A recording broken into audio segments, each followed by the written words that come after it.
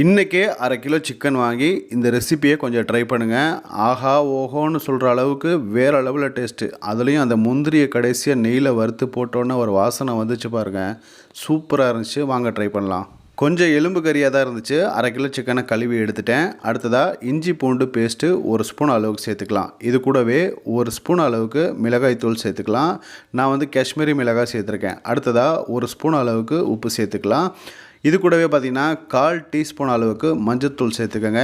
ஒரு தடவை நல்லா பிசைஞ்சு எடுத்ததுக்கப்புறமா ஒரு அரை சைஸ் அளவுக்கு லெமனை புழிஞ்சு விட்டுட்டு மறுபடியும் நல்லா பிசைஞ்சு எடுத்துகிட்டு இதை நம்ம இப்போ ஒரு அரை மணி நேரம் மேரினேட் பண்ண போகிறோம். மேரினேட் பண்ணிவிட்டு யூஸ் பண்ணால் தான் நல்ல டேஸ்ட்டு கிடைக்கும். இப்போ ஒரு கடாயை வச்சுக்கோங்க.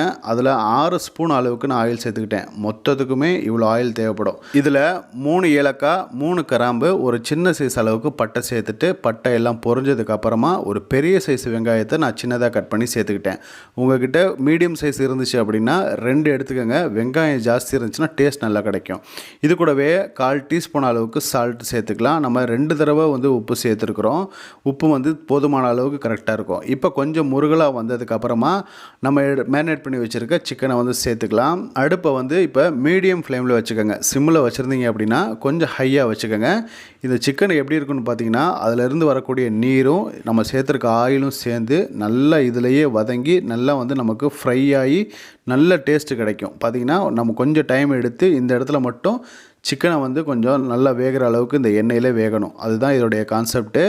ட்ரை ரோஸ்ட்டாக கிரேவியாக செமி கிரேவியாக நினைக்கிறவங்களுக்கு இது செம்ம டேஸ்ட்டாக இருக்கும். இது மாதிரி நீங்கள் ட்ரை பண்ணியிருக்கே மாட்டீங்க.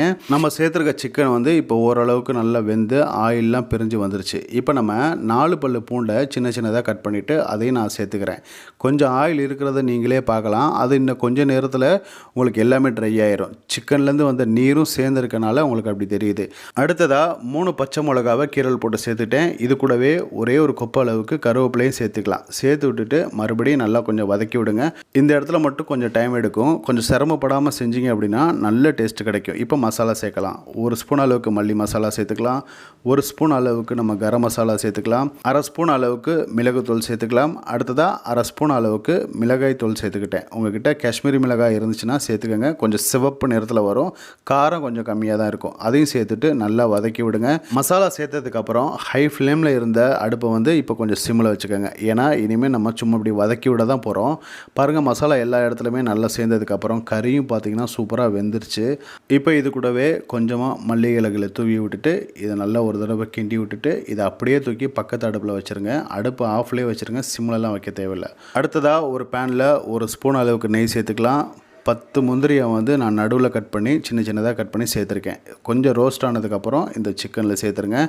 இது எக்ஸ்ட்ராவாக டேஸ்ட்டு கிடைக்கணும், கொஞ்சம் நல்லா இருக்கணும் அப்படிங்கிறதுக்காக நான் விருப்பப்பட்டு செய்கிறது. இது உண்மையிலுமே நல்ல டேஸ்ட்டாக இருந்துச்சு. இதை நீங்கள் செய்கிறதுனா செய்யலாம். இல்லாட்டி நம்ம மல்லி இலைகளை போட்டு இறக்கணும் பார்த்திங்களா, அதோடைய நம்ம சூப்பர் டேஸ்ட்டு கிடைக்கும்.